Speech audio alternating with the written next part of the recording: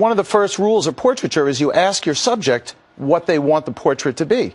I mean, she's a historical figure. I'm sure she sees herself like that. She's not a model going on Vogue magazine. No. We've named the organization after Josephine Herrick because she was able to realize that photography is very powerful. It has a healing and a therapeutic process, which she then used to help the veterans.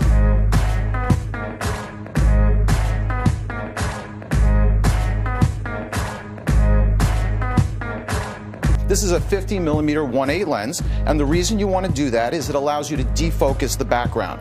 So if you look in this third picture, what happens is you get in tighter to the subject, and you defocus the background, and then the subject becomes really the main part of the picture. Oh, I'm seeing that there. Yeah, the trees, right. The same trees there, but they're kind of blurry, and these two faces are... The other thing to remember is to not have anything coming out of the person's head. So sometimes when you're standing right in front of the tree's coming out of your head, and that doesn't really look so good. I am definitely guilty of that. Well, some great tips. Matt Sweetwood, the president of Unique Photo in New Jersey. Well, when you're taking a picture, you really don't want noise in the video. So when you're taking a video movie, sometimes the autofocus on the lens can create a sound in the movie, and this camera actually eliminates that. This is a Samsung Galaxy camera, and this has a full Android operating system on it. You can check your email, it's connected to the internet, and it's a high quality camera. Upload your picture right away. If I don't know how to do the priority mode, can I just go into, like, if my camera has some icons, I could switch it around to like the sport thing? Absolutely. A lot of the cameras today, they have portrait mode, sports mode, all sorts of things like that. They adjust the cameras really, really well. All right. And they do a pretty good job. Well, you never want the sun really behind the person because it'll fool the camera. You want the sun at some angle in front, but not directly in their eyes. And that's exactly what's happening in this. They're looking at the camera. Yeah, I mean, you really want to do that. That's a memory of your son. And this is something that everyone can do. I mean, this looks like a pretty good photo. That's right. A basic DSLR, with a lens will allow you to do that. Absolutely. We actually use photography to help people. We put cameras in people's hands. For developmentally challenged students, we put a camera in their hand and they see the world differently. In many cases, these children don't communicate very well. They don't. But through their photography, they do. The therapists really get an insight into what the students are about and what they're thinking.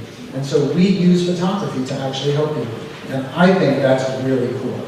I really do. Hello and welcome. My name is Matt Sweetwood. I'm president of Unique Photo, and I'd like to welcome you to Photo Plus Expo 2013. We have a very exciting show here at the Unique Photo booth.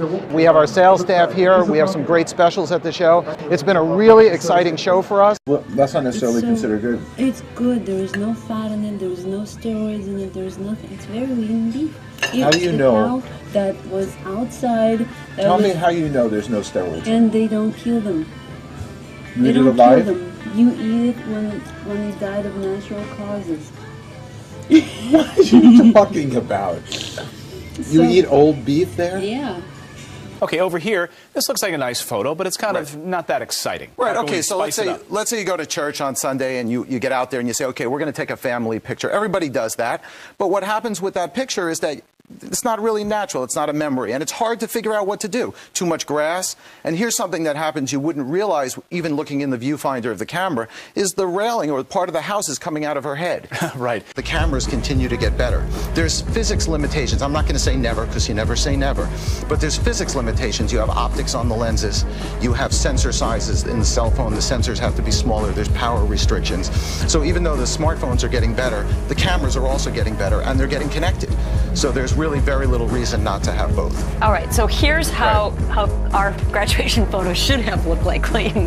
From this to this, what did you do? Well, you want to make a memory, and that was sort of the joke that I was making about your photo, is that you look at that and everybody sort of looks pained and they're sitting there in a sort of a fake background and it's not really right. That captures the moment. People take the shot straight on, it's very boring. Who knows whether he's even really playing soccer or not, he's just holding the ball. All you have to do is move your body. Take a different position on the shot, move the ball, and you end up with an exciting shot. With smartphones getting better and better, do most people still need a traditional camera? Absolutely. There are certain picture-taking circumstances in your life when a smartphone is just not really going to take an adequate picture. It just doesn't have the lens on it. It doesn't have the sensor that's needed.